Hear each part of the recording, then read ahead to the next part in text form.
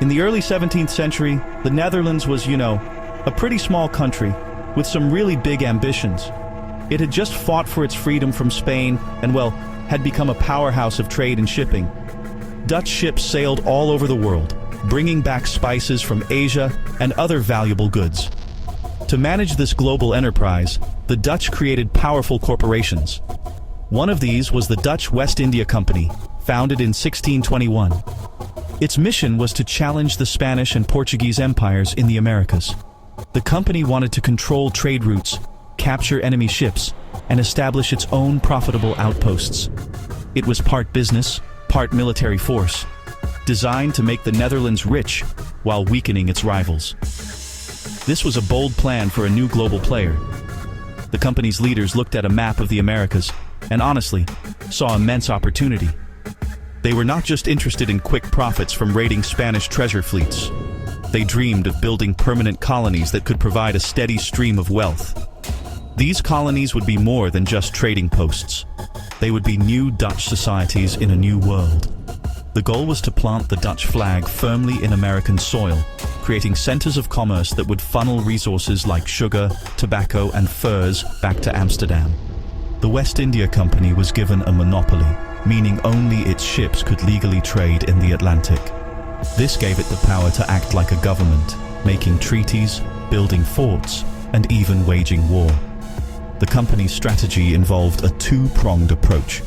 In North America, they saw potential in the vast, unsettled lands that other European powers had not yet fully claimed.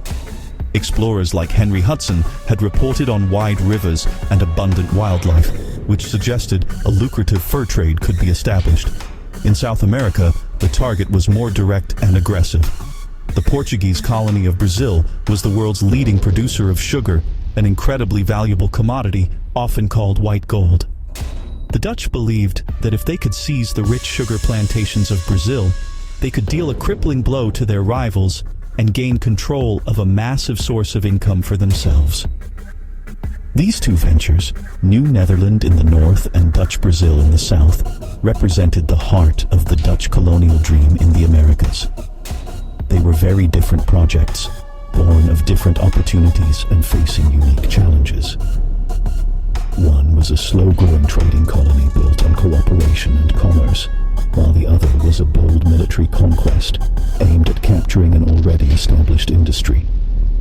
Yet, both were driven by the same powerful force, the Dutch desire to carve out a lasting and profitable empire in the New World. The story of these two colonies is a tale of ambition, conflict, innovation, and ultimately, of dreams that were only partially realized but left a deep mark on history. The story of New Netherland begins with a search for a shortcut. In 1609, the English explorer Henry Hudson, working for the Dutch East India Company, sailed his ship, the Halve Mayen, or Half Moon, into a deep, wide river in North America. He was looking for a northwest passage to Asia, a faster route for the spice trade. He did not find a path to the Pacific, but he did find a river teeming with beavers. Beaver pelts were highly fashionable and valuable in Europe, used to make expensive felt hats. Hudson's report sparked great interest back in the Netherlands. Dutch merchants saw a chance to make money from the fur trade, and soon, small trading posts were established along the river that would later bear Hudson's name. A few years later, in 1624, the newly formed Dutch West India Company sent its first group of settlers. These were not soldiers or adventurers, but families. About 30 families, many of them Walloons, French-speaking Protestants from the southern Netherlands, sailed across the Atlantic. They did not all settle in one place. Some went to a new fort built far up the Hudson River, called Fort Orange, which is near present-day Albany. Others settled on the Delaware River and the Connecticut River. The goal was to create a network of small settlements that could control the fur trade over a large territory. The vast area claimed by the Dutch, stretching from the Delaware Bay to the Connecticut River, was named New Netherland. The heart of the new colony was to be an island at the mouth of the Hudson River. The local Lenape people called it Mannahatta, meaning Island of Many Hills. It was a perfect location for a port. It had a deep sheltered harbor and provided easy access to the ocean and the river leading inland. In 1626, the company's director, Peter Minuit, made a now famous transaction. He purchased the island from the Lenape in exchange for trade goods valued at 60 guilders. This was not a swindle in the way we might see it today. For the Dutch, it was a legal land purchase. For the Lenape, who did not share European ideas of private land ownership, it was likely an agreement to share the land and establish a friendly alliance. On the southern tip of this newly acquired island, the Dutch began to build a fort and a town. They named it New Amsterdam. This settlement was not meant to be just another rough frontier outpost. The Dutch West India Company planned for it to become the capital of their North American territory, a bustling center of trade, government, and Dutch culture. From this strategic location, they could protect the entrance to the Hudson River, manage the flow of furs from the interior, and oversee the entire colony of New Netherland. New Amsterdam was the anchor of the Dutch dream in the north, a small but ambitious foothold in a vast and competitive continent. The entire reason for New Netherland's existence was the fur trade.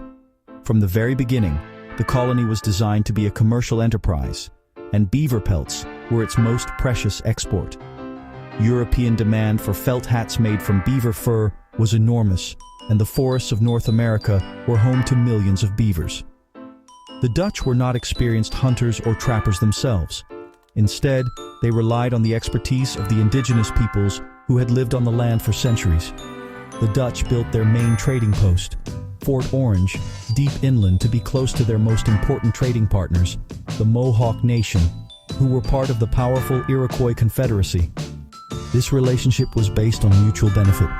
The Mohawk and other indigenous groups trapped the beavers and prepared the pelts.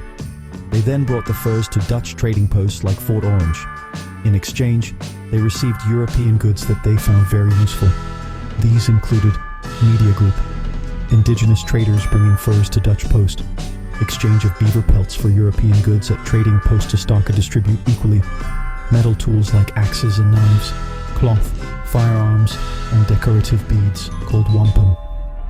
For the indigenous nations, this trade brought new technologies and materials that changed their way of life. For the Dutch, it was an incredibly profitable system.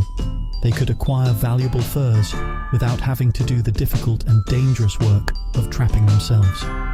This trade was the economic engine that powered the entire colony of New Netherland.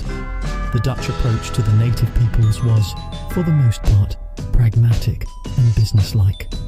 Unlike the English in New England or the Spanish in the South, the Dutch were not primarily interested in converting indigenous people to Christianity or conquering their lands by force. The Dutch West India Company's instructions to its colonists were clear: maintain peaceful relations and focus on trade. They understood that conflict would disrupt the flow of furs and endanger their small, scattered settlements. This policy led to a complex relationship of interdependence. The Dutch needed the indigenous peoples for their survival and profit, and the indigenous peoples, in turn, became increasingly reliant on European goods. However, this relationship was not always peaceful. As the colony grew and more settlers arrived, disputes over land and resources became more common. The expansion of Dutch farms sometimes encroached on indigenous hunting grounds. Misunderstandings over cultural differences, land ownership, and trade agreements would quickly escalate into violence. Under the leadership of governors like Willem Kieft, the colony engaged in brutal wars with the local Algonquins living tribes around New Amsterdam, which caused immense suffering. Many destroyed the colony. These conflicts showed the fragile nature of the Dutch position and the difficulty of balancing trade with colonial expansion. Despite the official policy of peace, the reality on the ground was often much more complicated and dangerous. New Amsterdam was different from other European colonies in North America. While the English colonies in New England were founded on strict religious principles, New Amsterdam was built on commerce. The Dutch West India Company cared more about a person's ability to work and trade than their religious beliefs or national origin. As a result, the small town on Manhattan quickly became a remarkably diverse place. People came from all over the world to seek opportunity. In addition to the Dutch, there were settlers from Germany, France, England, Scandinavia, and Portugal. There were also enslaved Africans, brought against their will to provide labor for the company and wealthy individuals. This diversity was a source of both strength and tension. A visitor to New Amsterdam in the 1640s reported hearing 18 different languages spoken on its streets. This mix of cultures made the town a dynamic and cosmopolitan place, a true global port from its earliest days. However, it also created challenges for governing. Different groups had different customs, religions, and loyalties. The first group of Jewish settlers arrived in 1654, fleeing persecution from the Portuguese in Brazil. The colony's director, Peter Stuyvesant, wanted to expel them, but the company's directors in Amsterdam overruled him. They reminded him that the colony was a place of business, and as long as the Jewish settlers did not become a burden, they should be allowed to stay. Leadership in New Netherland was often strict and authoritarian. The colony was not a democracy. It was run by a director general appointed by the Dutch West India Company. One of the first and most effective leaders was Peter Minuit. He understood the importance of maintaining good relations with the Lenape people and oversaw the initial establishment of New Amsterdam. He helped lay the foundation for the colony's commercial success. However, later directors were not always as skilled. Willem Kieft's disastrous policies led to devastating wars with the local indigenous tribes, which threatened the very survival of the colony and led to his recall by the company. The most famous of New Netherland's leaders was its last, Peter Stuyvesant. He was a stern, energetic, and deeply religious man with a wooden leg, who arrived in 1647 to restore order. Stuyvesant was a strong ruler. He cleaned up the town, regulated taverns, and made peace with the local tribes. He also oversaw the construction of a defensive wall on the northern edge of the settlement to protect against potential attacks, a street that would one day become Wall Street. But Stuyvesant was also autocratic and intolerant. He clashed frequently with the colonists, who demanded a greater voice in their own government. His rigid leadership style made him unpopular, a fact that would prove critical when the colony faced its greatest threat. Despite its commercial success, the colony of New Netherland faced many challenges. It grew much more slowly than the neighboring English colonies. The Netherlands was a prosperous and tolerant country, so, fewer people really felt the need to leave for a difficult life in the New World. The Dutch West India Company also struggled to manage the colony effectively from across the ocean. They were often more focused on short-term profits from the fur trade than on the long-term investment needed to build a strong, self-sufficient society. The colony remained small in population, with settlements scattered over a large area, making it difficult to defend against its more numerous and aggressive English neighbors. The English had long viewed New Netherland with envy and suspicion. They claimed the entire eastern seaboard of North America for themselves and saw the Dutch colony as an illegal intrusion. New Netherland was a geographic wedge that separated England's colonies in New England from its colonies in the south, like Virginia and Maryland. It also served as a hub for smuggling, allowing colonists to bypass English trade laws and taxes. For the English crown, the Dutch presence was both a political and economic nuisance that needed to be removed. As tensions between England and the Netherlands grew in Europe, it was only a matter of time before the conflict spread to their American colonies. The final confrontation came in August of 1664. King Charles II of England decided to act. He granted the territory of New Netherland to his brother James, the Duke of York, even though the Dutch still controlled it. A fleet of 4 English warships sailed into the harbour of New Amsterdam and demanded the colony's surrender. The Director General, Peter Stuyvesant, was furious. He wanted to fight. He was a proud and stubborn soldier who refused to give up without a struggle. he tore up the English letter of surrender and tried to rally the town's citizens to defend their home. He vowed to resist the English invasion to the very end, but the people of New Amsterdam did not share his fighting spirit. The town's defenses were weak, and they were hopelessly outnumbered. More importantly, many of the colonists were not the Dutch and had little loyalty to the Dutch West India Company. They were merchants and farmers who were more concerned with protecting their property and continuing their business than with fighting for a company that was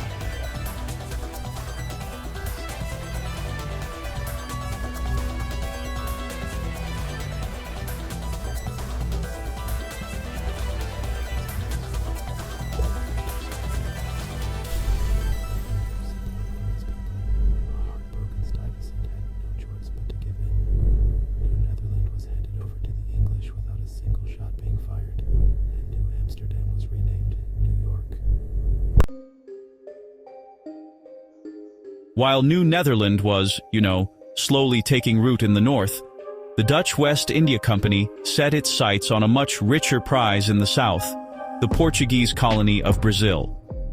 In the 17th century, Brazil was actually the world's largest producer of sugar. Sugar was an incredibly lucrative commodity in Europe, sort of like oil is today. The northeastern coast of Brazil, especially the region of Pernambuco, was covered with these vast sugar plantations, or engenhos, worked by thousands of enslaved Africans. Controlling this region basically meant controlling the global sugar market. The Dutch, who were already deeply involved in shipping and refining Brazilian sugar, decided they wanted to seize the source of this wealth for themselves. The Dutch plan was one of bold military aggression. In 1624, the same year the first families were settling New Netherland, a large Dutch fleet attacked and captured Salvador da Bahia, the capital of Brazil. However, their hold was short-lived. A joint Spanish-Portuguese force recaptured the city a year later, forcing the Dutch to retreat. The West India Company, though, was not discouraged. They had learned a valuable lesson. A few years later, a Dutch naval hero named Piet Hein captured an entire Spanish treasure fleet off the coast of Cuba. This massive windfall of silver gave the company the funds it needed to launch a second, much larger invasion of Brazil. In 1630, a massive Dutch fleet of over 60 ships arrived off the coast of Pernambuco. They successfully captured the main port towns of Olinda and its neighbor, Recife. This time, the Dutch were determined to stay. They established a firm military presence and began the difficult task of taking control of the surrounding countryside with its valuable sugar plantations. This was definitely not an easy process. The Portuguese colonists, who had lived there for generations, did not simply surrender. They retreated into the interior and began a long and bitter guerrilla war against the Dutch occupiers. They burned plantations, ambushed Dutch patrols, and made it really difficult for the Dutch to profit from their conquest. The Dutch West India Company now faced a new challenge. It had succeeded in capturing the heart of the sugar industry, but it couldn't run the plantations and mills by itself. It needed the cooperation of the local Portuguese planters, known as Senhores de Engenho. The company tried to persuade these planters to switch their allegiance and work with the Dutch. They offered them loans to rebuild their plantations and promised them protection. Some planters agreed, seeing it as the only way to save their businesses. Others refused, remaining loyal to Portugal and continuing their resistance. The Dutch colony in Brazil, known as New Holland, was thus born in a state of constant conflict and uneasy alliances. To bring order and prosperity to their newly conquered territory, the Dutch West India Company made a brilliant decision. In 1637, they appointed Count Johan Maurits of Nassau-Siegen as the Governor-General of New Holland. Maurits was a German aristocrat, a cousin of the Dutch head of state, and a man of immense culture and vision. He was not just a soldier or a bureaucrat, he was a true Renaissance prince. He arrived in Brazil with a grand plan to transform the war-torn colony into a model of Dutch efficiency and enlightenment. His goal was not just to extract wealth, but to build a stable, tolerant, and thriving society that would secure the Dutch presence in South America for good. Under Maurits's leadership, the port town of Recife was transformed. He drained the swampy land, built bridges to connect the different parts of the city, and constructed elegant new buildings. He built a new capital for himself on a nearby island, which he named Mauritsstad, or Maurits City. It was a planned city with wide streets, beautiful gardens, and impressive palaces. He also established a representative council to give local planters a voice in government. And he promoted a policy of religious tolerance that was, honestly, remarkable for its time. Catholics and Jews were allowed to worship freely, a stark contrast to the religious intolerance of Portuguese rule. This policy helped to attract skilled people and encourage cooperation. Johan Maurits was also a great patron of science and the arts. He brought with him a team of scientists, artists, and architects to study and document the wonders of the New World. The painter Frans Post created stunning landscapes of the Brazilian countryside, capturing its exotic beauty for European audiences. Another artist, Albert Eckhout, painted detailed portraits of the diverse inhabitants of the colony, including indigenous peoples, Africans, and mixed-race individuals. Scientists like Willem Piso and Georg Markgrave conducted the first major scientific studies of Brazil's flora and fauna, publishing books that remained standard references for centuries. This period under Maurits is often called a Brazilian Renaissance, a golden age of culture and discovery. Despite these incredible achievements, Maurits constantly struggled with his bosses back in Amsterdam. The directors of the Dutch West India Company were businessmen, and they grew impatient with his expensive projects. They saw the beautiful palaces, the scientific expeditions, and the policy of tolerance as unnecessary extravagances. They wanted to see higher profits from the sugar trade and a quicker return on their investment. They criticized Maurits for being too lenient with the Portuguese planters who were in debt to the company. This friction between the visionary governor and the profit-driven company directors created a deep rift that would ultimately undermine the stability of the colony he had worked so hard to build. In 1644, frustrated by the lack of support, Maurits resigned and returned to Europe. When Johan Maurits left Brazil in 1644, the golden age of New Holland came to an end. The new leaders appointed by the Dutch West India Company lacked his vision and diplomatic skill. They replaced his policy of tolerance with a much harsher approach. They began to demand immediate repayment of loans from the Portuguese planters and cracked down on Catholic religious practices. These actions destroyed the fragile trust that Maurits had built. The Portuguese planters, who had been willing to cooperate with the Dutch, now felt oppressed and betrayed. They had lost their champion and protector, and they began to organize a full-scale rebellion against Dutch rule. In 1645, a major uprising, known as the Pernambucan Insurrection, erupted. It was led by a diverse group of local leaders, including a wealthy planter named João Fernandes Vieira, a black soldier named Henrique Dias, who led a battalion of black troops, and an indigenous leader named Felipe Camarão, who commanded a force of native warriors. This alliance of Portuguese, African, and indigenous peoples, united by their shared desire to expel the Dutch, proved to be a formidable force.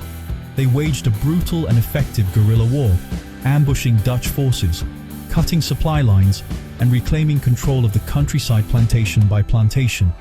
The Dutch found themselves trapped in Recife and a few other coastal forts. The war dragged on for nearly a decade.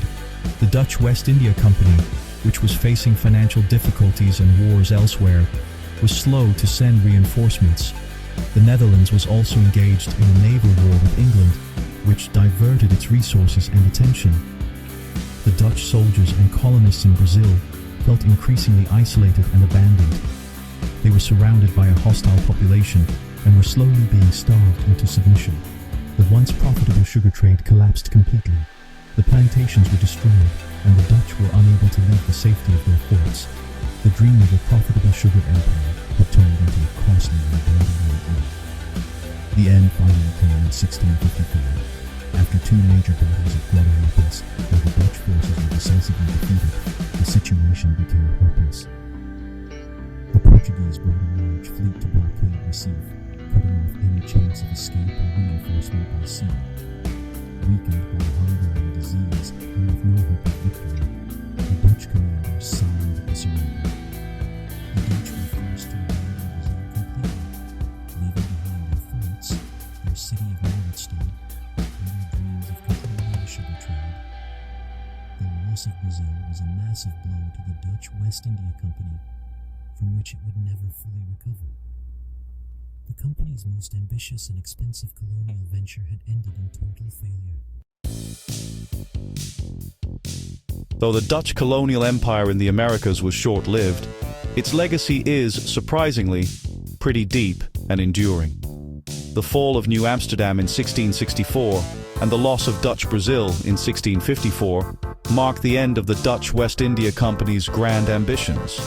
Yet, what they built in those few decades did not simply vanish. In North America, the transition from New Amsterdam to New York was peaceful, and many Dutch customs and characteristics survived. The English took over the town, but they inherited a place that was already defined by commerce, diversity, and a degree of tolerance. These were the values that the Dutch had planted on the island of Manhattan, and they would become central to the identity of New York City. The DNA of New Amsterdam is still visible in the modern city. The street grid of Lower Manhattan still follows the old Dutch layout. Names like Wall Street, from the Dutch de Walstraat, Broadway, from de Breedeweg, and Brooklyn, from Breukelen, are daily reminders of the city's Dutch origins. More importantly, the spirit of New Amsterdam as a global melting pot, a place where people from all over the world come to trade and seek opportunity, is the very essence of New York City today. The Dutch colony's focus on commerce over religious conformity created a culture of pragmatism and openness that allowed it to grow into the world's most dynamic metropolis. The island at the center of the world began as a Dutch trading post. In Brazil, the Dutch legacy is different, but no less significant. The departure of the Dutch led to the expulsion of the Jewish community that had thrived under Johan Maurits's tolerant rule. Many of these refugees made their way to other parts of the Americas, including New Amsterdam, where they formed the first Jewish congregation in North America. The art and science produced during the Maurits era provided Europe with its first detailed, scientific look at tropical America. The beautiful paintings of Frans Post and Albert Eckhout are now treasured as national heritage in Brazil, and the city of Recife still bears the marks of Dutch engineering in its bridges and canals. Ultimately, the stories of New Netherland and Dutch Brazil are cautionary tales about the nature of empire. They show how commercial ambitions could lead to the creation of both innovative, multicultural societies and brutal, exploitative systems. New Netherland succeeded as a cultural experiment, even as it failed as a Dutch possession, planting the seeds of modern New York. Dutch Brazil was a brilliant but fragile enterprise that collapsed under the weight of its own ambitions and the fierce resistance of the local population. Together, these two colonies represent the high water mark of the Dutch moment in the Americas, a brief but fascinating chapter in the story of how our modern world came to be.